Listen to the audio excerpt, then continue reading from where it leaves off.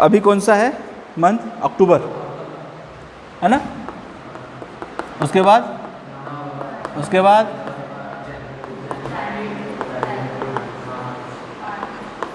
और उसके बाद ठीक है। अब अप्रैल में एग्ज़ाम होने वाली है तो पता है ना। अब मुझे बताओ, कभी आप लोगों ने एनडीए के पेपर पैटर्न को समझने की कोशिश किया है क्या? किया है? नहीं किया है?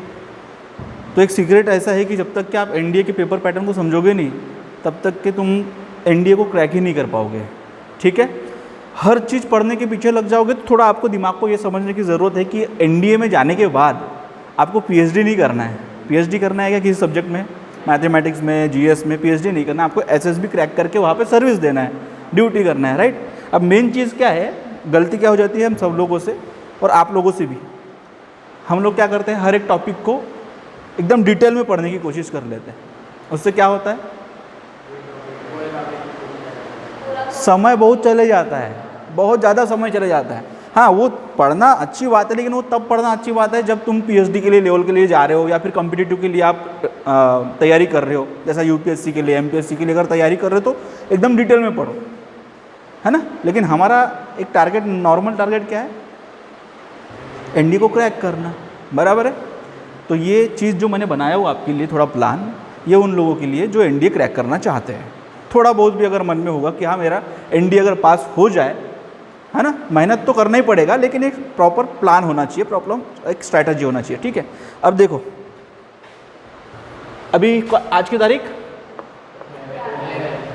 11 तारीख, ठीक है। अब मान के चलते हैं कि 11 अप्रैल को तुम्हारा पेपर होगा, कौन सा, एनडीए 1 का, अप्रैल में 2023 के लिए। और हमारे पास कितने मंथ है अभी, 1 2 3 4 5 6, और ये है, लेकिन उसमें कुछ यूज़ नहीं करना है। ठीक है, हम ये सोचेंगे कि हमारे पास 6 मंथ है। ठीक है, 6 महीने में हमको 900 आउट ऑफ 900 तो मिलेगी नहीं, और लेना भी नहीं है, उतना समय आपके पास अभी फ़िलहाल बचा नहीं है। ठीक है, समय होगा तो आप आराम से पढ़ सकते हो। ठीक है, अब चीज़ देखो, एनडीए के पेपर पैटर्न को समझते हैं हम लोग पहले। ठीक है, एनडीए के पेपर पैटर्न में 300 मार्क्स का क्या हो रहा है, 600 मार्क्स का क्या हो रहा है, गैट बोले तो जनरल एबिलिटी टेस्ट, जिसमें कितने सब्जेक्ट्स आते हैं, कौन से, डिसाइड कर लो, 6 आते कि 4 आते हैं, कौन से आ रहे हैं? हाँ, ठीक है। देखो, सबसे पहले अभी मैथ की तरफ देखो, मैथ के सेक्शन को लेते हैं। ये ढाई घंटे का, ये 2.5 घंटे का। ठीक है, अभी हमको मैथ में 300 मार्क्स का पेपर आएगा, हमको कितने मार्क्स चाहिए, 180 मार्क्स चाहिए कम से कम। ठीक है, ताकि हम लोग एलिजिबल हो सके नेक्स्ट पेपर के लिए, क्योंकि इसमें एक चीज़ ऐसी है ना कि अगर मैथ का पेपर ही अगर आपका क्वालिफाई नहीं हो पाया तो गैट का कितना भी बड़ा अच्छा सॉल्व कर लो तो वो क्वालिफाई नहीं होगा। ठीक है, अभी इस 300 मार्क्स के मैथ के पेपर में कितने क्वेश्चंस होते हैं, 120 क्वेश्चंस होते हैं। आपको पता था ये? ठीक है, और गैट में कितने होते हैं, 150। ठीक है, अभी सबसे पहला टारगेट हमारा क्या है, मैथ्स को क्वालिफाई करना, क्योंकि मैथ्स क्वालिफाई नहीं करेंगे तो गैट नहीं होगा, बराबर है। अभी कितना ड्यूरेशन हमें मैथ्स को देना है और कितना ड्यूरेशन हमें गैट को देना है, ये हमें मतलब देखना पड़ेगा। अभी देखो, ये मैंने आपके लिए निकाल के दिखाया। अब पिछला जो पेपर हुआ था एनडीए 1 सितंबर का, ठीक है, उसमें algebra, trigonometry, matrices, determination, integral, calculus और डिफरेंशिएशन, कितना 30% जो है अलजेब्रा से पूछा गया था सिलेबस में से, 20% ट्रिग्नोमेट्री, 10% मैट्रिसेस, फिर 10% डिटर्मिनेशन, फिर 15% इंटीग्रल कैलकुलस, फिर 15% डिफरेंशिएशन। ठीक है, ये टोटल कितने मार्क्स का हो चुका है, कहाँ से 100 आ गया, हाँ, ये पूरा 100% हो गया और 300 मार्क्स का पेपर हो गया। इसमें से हमें चाहिए कितने, 180, और समय कितना है, 6 महीना।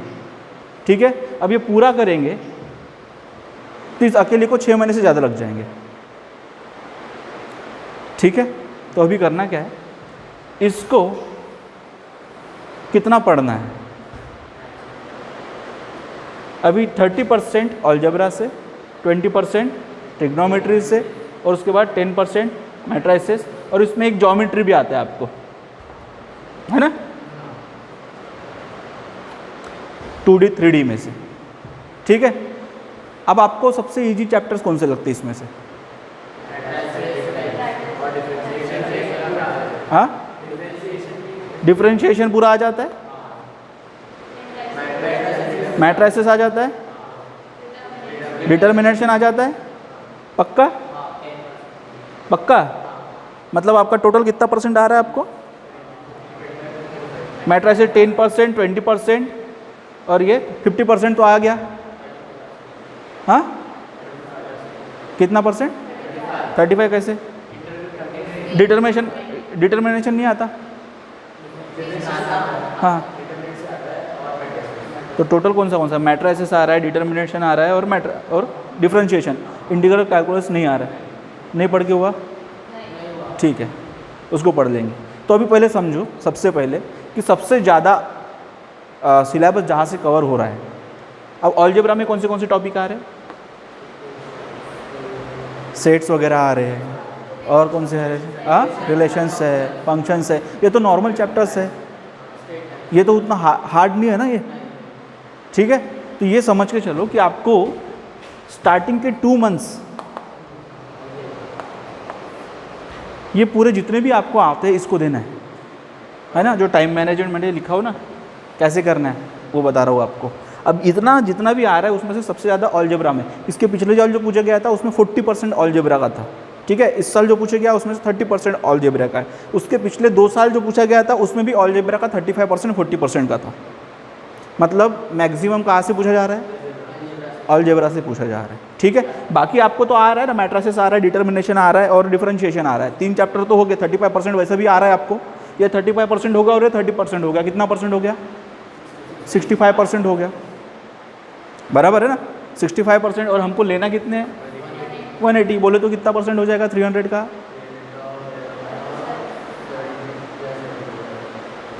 ऑलमोस्ट उतना आप पास कर सकते हो। मतलब पॉसिबिलिटी बन रही है कि हम वो मैथ के पेपर को क्वालिफाई कर सकें, लेकिन वो कौन करेगा, कैसे? अब उसके लिए आपको क्या करना पड़ेगा? टाइम मैनेजमेंट करना पड़ेगा। टाइम मैनेजमेंट में क्या करना है आपको? 8 आवर्स ऑफ सेल्फ स्टडी। अभी आपको मॉर्निंग में आपका फिजिकल तो बंद है ना फिजिकल? कितने बजे उठ रहे हो?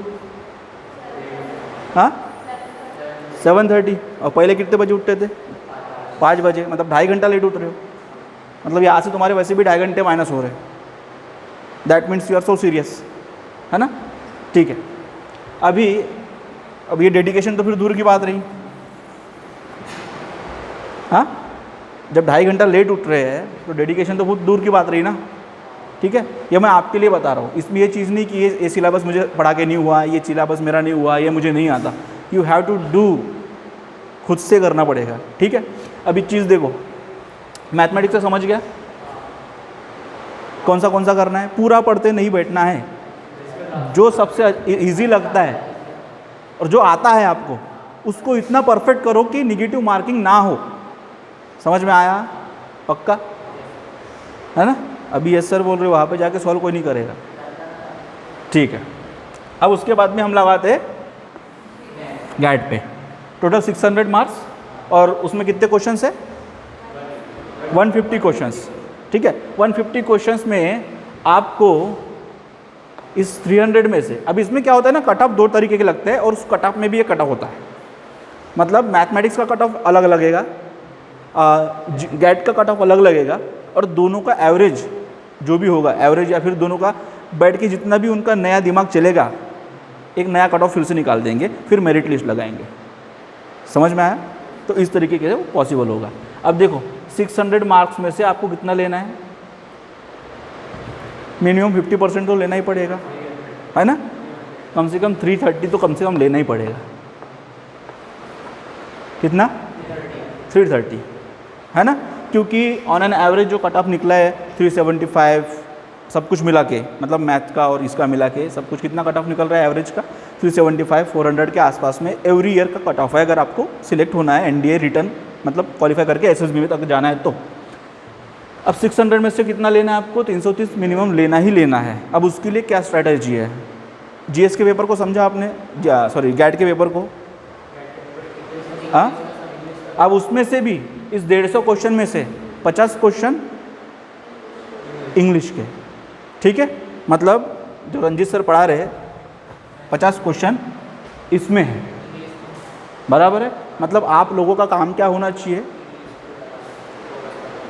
फोकस नहीं करना है। जब इंग्लिश का पीरियड होता है, अभी तो कोई बच्चे है नहीं ना अपने पास में, अभी आपके पास खाली समय जो बचता है उस समय में सर को बोल के, मैडम को फ़ोन लगा के उनको बोला और बोला सर ये मेरा कवर करवा दो। समझ में आया? तो ये चीज़ करना है। उसके बाद में आप देखो फिजिक्स केमिस्ट्री बायो क्या है, फिजिक्स केमिस्ट्री बायो में कितना परसेंट कवर हो रहा है? 50% के आसपास, ठीक है। और अकेले वो दोनों जीएस और इंग्लिश को मिला के कितना हो रहा है?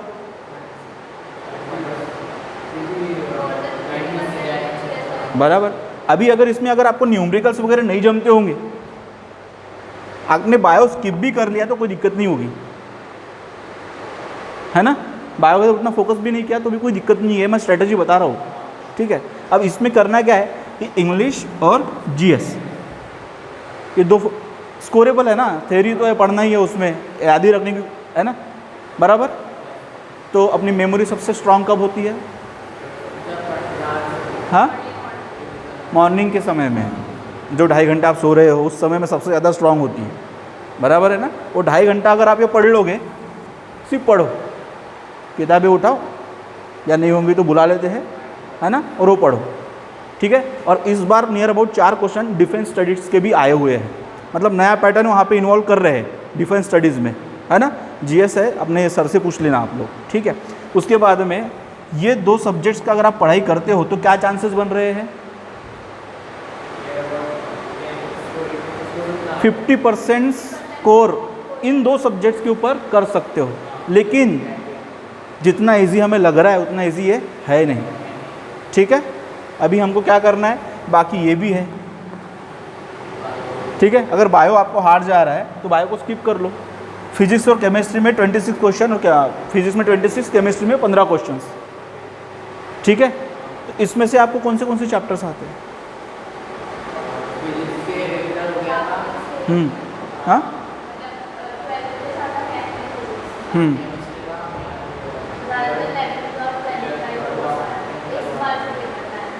वो देखो नॉर्मल क्या है ना कि अभी जैसा मैं बता रहा हूँ कि 6 महीने में हमको एनडीए क्रैक करना है। इसकी शुरुआत जो होती है ना वो 8, 9, 10 से होती है, फाउंडेशंस, ठीक है। हमें थोड़ा लेट समझ में आया वो बात अलग है, लेकिन हमारे पास अभी जितना समय बचा है उसको हम अच्छे से अगर यूटिलाइज कर ले तो चांसेस बन जाएंगे कि रिटर्न को क्वालिफाई कर सकते हैं। पिछले बार सिर्फ 3 महीने का सेशन हुआ था और 2 लड़कियां थी अपने पास में, दोनों के दोनों ही रिटर्न क्रैक हो गया 3 महीने के सिलेबस में, मतलब 3 ही महीने पढ़ाई हुई, क्योंकि कोविड में तो पूरा बंद था। और हमारे पास अभी कितना महीना है? 6 महीना। जब वो 2 लड़कियां अगर वो सिर्फ 3 महीने के सिलेबस में और कोचिंग में अगर वो पास कर सकती है तो ये जो आपके पास में बच रहा है 6 मंथ, तो इसमें शायद हो सकता है कि पॉसिबिलिटी बने, ठीक है ना। क्यों है वो कितना पढ़ाया गया था पिछले बार? कितना महीना पढ़ाया गया था पिछले बार? 3 महीना ना, तो 3 महीने के इसमें 2 लड़के ने पास किया, बराबर है। तो ये आपके भी हो सकता है क्योंकि उनसे कई गुना बेसिक्स आपके स्ट्रॉन्ग है, समझ में आया। तो ये चीज़ आपके लिए मैं समझा रहा हूँ। अब देखो 50 क्वेश्चंस कहाँ से? इंग्लिश के 46 क्वेश्चन, जीएस के। अब जीएस में भी पूरा जीएस पढ़ते नहीं बैठना है और इंग्लिश में भी पूरा इंग्लिश पढ़ते नहीं बैठना है ना। नहीं तो 6 महीने से 2 साल लग जाएंगे फिर भी ख़त्म नहीं होगा, ठीक है, क्योंकि ये बहुत डीप चैप्टर्स है, डीप सब्जेक्ट्स है, ठीक है। अभी ज्योग्राफी अपना जीएस में हिस्ट्री और ज्योग्राफी, बराबर है। इस बार 32 क्वेश्चंस हिस्ट्री और ज्योग्राफी के आए थे। कितने क्वेश्चंस आए थे? 32 क्वेश्चंस, बराबर है। और बचे हुए फिर ये है modern history, medieval history, Mughal सल्तनत और विजयनगर, बराबर है। उसके बाद में एंशिएंट, और उसके बाद में अगर आप देखेंगे ज्योग्राफी में तो फिजिकल ज्योग्राफी, इंडियन ज्योग्राफी और वर्ल्ड ज्योग्राफी, बराबर है। इतने चैप्टर्स को अगर पढ़ लिया तो चांसेस क्या बन जाएंगे, ज़्यादा बढ़ जाएंगे। चलो ठीक है, तो जो भी बच्चे लग रहा है ना तुमको कि एनडीए करना है, थोड़ा बहुत भी पास होना है, क्रैक करना है, तो उन्होंने ये करना चालू कर दो अभी से, आज शाम से ही कर दो। ठीक है, तो टोटल अब क्या समझ में आया? हाँ, पेपर पैटर्न समझ में आया, पूरा समझ गया कितना क्वेश्चंस। अभी ये चीज़ ऐसा नहीं है कि ये इस टाइप का पेपर पैटर्न इस साल आया, मतलब पिछले साल आया तो इस साल भी वही आएगा। चेंज हो सकता है, थोड़ा बहुत कम ज़्यादा हो सकता है, लेकिन अगर 3-4 साल के बैक जाओगे आप लोग तो अलजेब्रा नियर अबाउट उतना ही पूछा जा रहा है, 35, 40 इतना ही पूछा जा रहा है। ठीक है, तो अभी मैंने इतना आपको समझा दिया, अब इसको पढ़ना कैसे, कैसे पढ़ोगे? अभी देखो आपके पास में मोर देन 8 आवर्स है, मोर देन 8 आवर्स। अगर आपका लंच टाइम छोड़ दिया जाए और आपका मॉर्निंग का ब्रेकफास्ट वगैरह छोड़ दिया जाए, तो जब आप फिज़िकल के लिए जब मॉर्निंग में उठते थे ना, कितने बजे उठते थे? 5 बजे उठते थे। तो 5 बजे से लेकर 5:30 बजे तक आधा घंटे में अगर आप लोग जो है अपना फ्रेश व्रेश होके बैठ जाते हो पढ़ाई के लिए, है ना, और मॉर्निंग का तो बहुत ज़बरदस्त है, ये यहाँ पे आके बैठ सकते हो आप लोग। ठीक है, किताबें लेके वहाँ पे पढ़ लो 2.5 घंटा। कौन सा सब्जेक्ट? जीएस। ये पहले ये जो थियोरेटिकल है वो पढ़ो, जो दिमाग में रहे। ठीक है, कैलकुलेशन कब करना है? ये जो पीरियड अभी आपके खाली होते हैं, समझ में आया ना? तो इस तरीके से मैनेज करना है, मतलब 2-2.5 घंटे मॉर्निंग में रीड करना है।